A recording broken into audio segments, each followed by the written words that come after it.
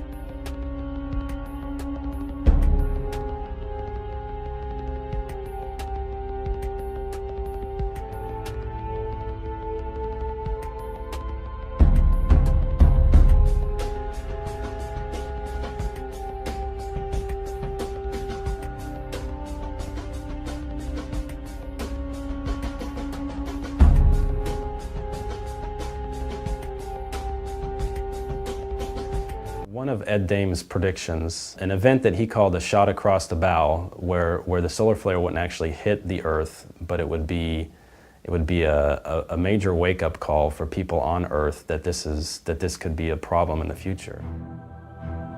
2 weeks after Major Dame's prediction, on November 4th, 2003, it happened. An unprecedented solar flare was recorded by SOHO satellites. NASA estimates that it was an estimated X-45 flare, the largest in recorded modern history, and it made international news. The event was so unprecedented, it even took astrophysicists by surprise. The flare indeed shot right across the virtual bow of Earth, just as Major Dames had described. The flare passed directly across the orbital path that we take around the Sun. According to some researchers, if this particular incident occurred just 3 months later, during February of 2004, it would have ended a great portion of life, changing the world as we know it. Solar physicists were chewing their nails because they were very, very concerned that the Sun had been very quiet for so long, and this was not predictable. And so because it was not predicted, it did not follow the solar cycle, they were afraid that the Sun might be doing something erratic. And that's when we began to see in the press and the news all these warnings about what major solar flares would do to the planet, to communications, to power grids, etc. And then in the last few months, we've seen that the Sun's been relatively quiet. And now the scientists are saying, well, maybe the Sun is going into a long period, years of quiescence. It's going to quiet down, and that's what we're seeing. And that might create global cooling. That may be why there's been the storms, snowstorms have been so severe, because the Sun's quieter and not as active. Folks, it's the calm before the storm. It is the calm before the storm. A solar flare that could have caused a catastrophic electromagnetic pulse, or EMP, barely missed Earth about 2 weeks ago, according to a former member of the Congressional EMP Threat Commission.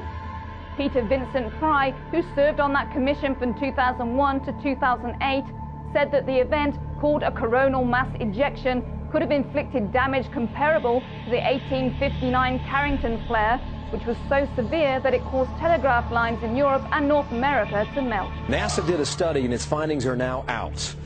We're not talking about global warming, a brand new government study on the very real destructive threat of solar storms. I want to show you New York City at night. Times Square, drove through here at 8 o'clock last night. Streets are empty, but the electric power grid would be wiped out by the current. Lights and computers, transportation, hospitals, all would go down. The study warns it would be a disaster.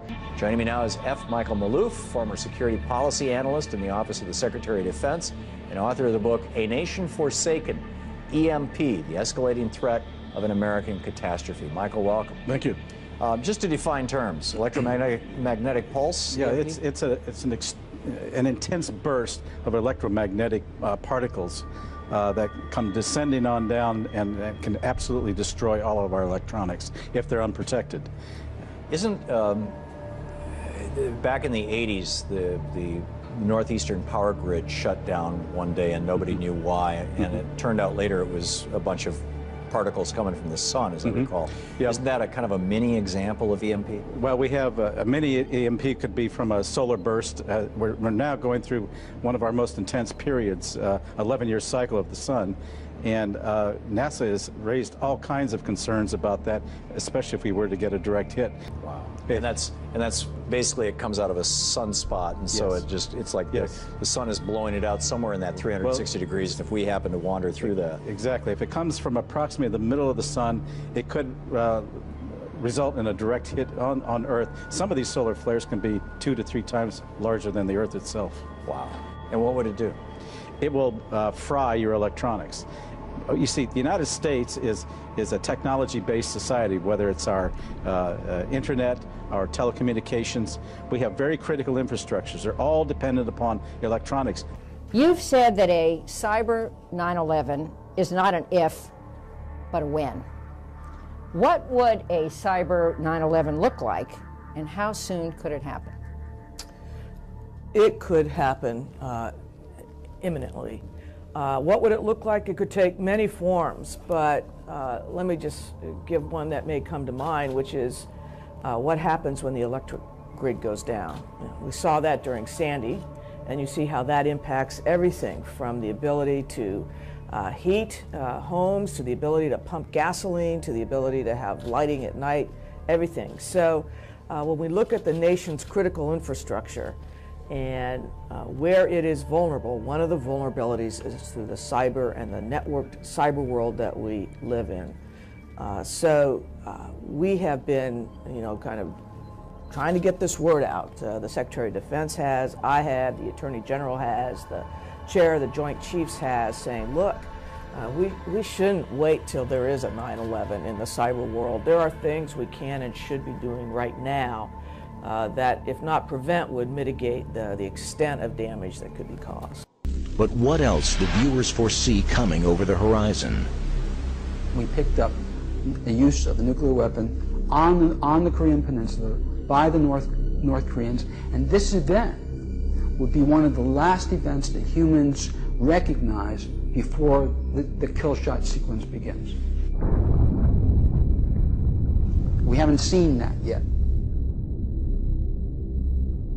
This prediction was revealed years ago to the public on the Coast to Coast AM radio show. At the time, the nation had zero nuclear capability, and the notion that they would use a nuclear weapon as an act of war was widely believed to be absurd. A sharp new warning of all-out war. For the first time, the mysterious and secretive nation has threatened a preemptive nuclear strike against the U.S. It comes as the UN approves tough new sanctions. Thousands upon thousands of North Koreans rallied today around a North Korean general delivering that stunning threat.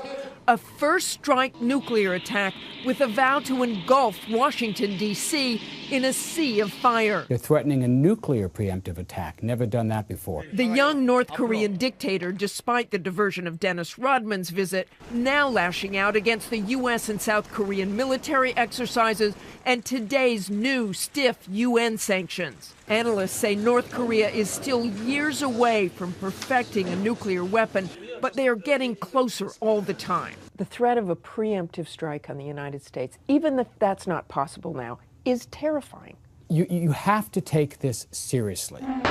North Korea does not yet have a missile capable of hitting the continental U.S., but America has satellites in space, radars at sea and on the ground, designed to detect a missile launch. Then dozens of intercepting missiles could be fired from California or Alaska to take out enemy missiles, even nuclear ones, before they reach America. But the system is far from foolproof. However, the most immediate threat tonight from North Korea is far more conventional. They could fire on South Korea, America's ally, like they've done before. But there is another event that remote viewers fear the most, a sign that the kill shot is imminent. What would be that final recognizable event just prior to the kill shot sequence? The best that we could come up with, pushing ahead, the best that we could come up with was what appeared to be a space shuttle being forced down by what appears to be a meteor shower or something like that. It's expected to be one of the biggest cosmic events we have seen in decades, the so-called Comet of the Century. Photographed by the Hubble telescope, scientists say the head of that comet about 3,000 miles wide, the tail more than 57,000 miles long. The center area, called the nucleus, is 3 to 4 miles across. That's big. It was discovered by a Russian amateur astronomer last September. They've been watching it ever since. And Tariq Malik is the managing editor of Space.com, back with us in studio. Good morning to you. Where's she going? Well, it's basically out kind of beyond Jupiter right now. It's coming in to the inner solar system. It's going to swing around the sun. It's going to flare up, hopefully be one of the brightest things we've seen in the night sky. So it's not coming near the planet Earth? It will be nearest Earth after it swings past the sun in December. Still millions of miles away, no threat to our planet. I got you. Okay, so that's taken care of. Yeah. I'm reading through your comments here, Tariq. You say most promising, unpredictable, But promising yet again? Yes. In what sense is it promising? Well, this promises to be the brightest comet we've seen in the night sky in years, if possibly even decades. That's why NASA, other scientists are calling it the comet of the century. They don't know if it will perform. They don't want to basically say it's going to happen and then something happens with the comet on the way in. It breaks apart, it fizzles out, it burns up by the sun. That could happen. So if it survives that pass through the sun in November, then on Thanksgiving night, we could see something really... So we have some time to watch this thing still. We'll remind you as the date gets closer so you can stock up on snacks and beverages, but a comet is coming, a big and brilliant comet arriving in November 2013. It could potentially be 15 times brighter than the moon and visible in broad daylight over the U.S. Regardless of how long it is, that period between this shuttle event and the beginning of the kill shot sequence, we know as viewers, and I personally viewed this particular event on a number of times because it's so powerful, that all of these warring parties that we see on the planet, all these many wars, that on the ground, all of these soldiers look up in the sky. They all look up. So something is happening in the sky. In fact, there's probably unprecedented atmospheric effects that in recorded history, perhaps in unrecorded history, there's been events like this, but nothing in recorded history. Something happens in the atmosphere that has not been seen before, because all these soldiers are looking up, and then they go home. Their priorities change. They go home. So that's when it starts.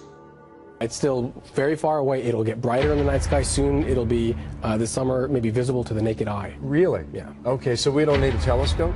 We don't need Hubble? We can go in our backyards and watch this? That's the best thing about this. Starting in September, leading all the way up to Christmas, it should be an amazing night sky sight. Its tail, long now, could stretch across the night sky if it. What would we see if it behaves and acts the way you expect it to? Well, if it flares up, it would start out as a bright kind of fuzzy speck in the night sky. As it gets closer and closer to the sun in November, it would just get bigger. The tail would sweep out, possibly covering much of the sky. It could be brighter than the full moon at night, and it just could be just an awesome experience. It'd be really cool to watch then. I mean, this could be quite spectacular. This to me is probably the sky watching event of the year. Well, let's hope it lives up to its title. And there shall be signs in the sun, and in the moon, and in the stars, and upon the earth, distress of nations with perplexity, the sea and the waves roaring. Whole new meaning on that song lyric, Black Hole Sun. Scientists at NASA have given us some amazing images, and they've discovered there's actually an enormous dark hole over our sun. What you're seeing is, this is 3.5 million degree plasma erupting from the surface of the sun. This part that's missing, the reason it's dark, is that whole chunk of the sun basically ripped off, blew out, and is coming our way at about 2 million miles an hour. Our way? Our way. Comets have the ability to affect the energy output of the sun. When that happens, we then get severe weather on Earth. So there's many aspects to the effects that these large comets can have on the solar system and on planet Earth. But the bottom line is, comets are not dirty snowballs.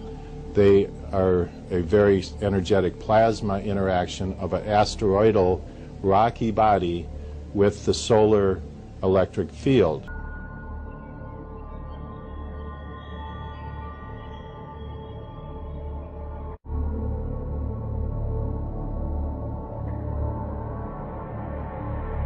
We are only one act of madness away from a social cataclysm, unlike anything our country has ever known. EMP is one of a small number of threats that could hold at risk the continued existence of U.S. civil society. I want to think of that as a hurricane in space. Just one violent active region on the sun can cause essentially continent-wide, perhaps even planetary scale impacts to our critical infrastructure. The likelihood of a severe geomagnetic event capable of crippling our electric grid is 100%.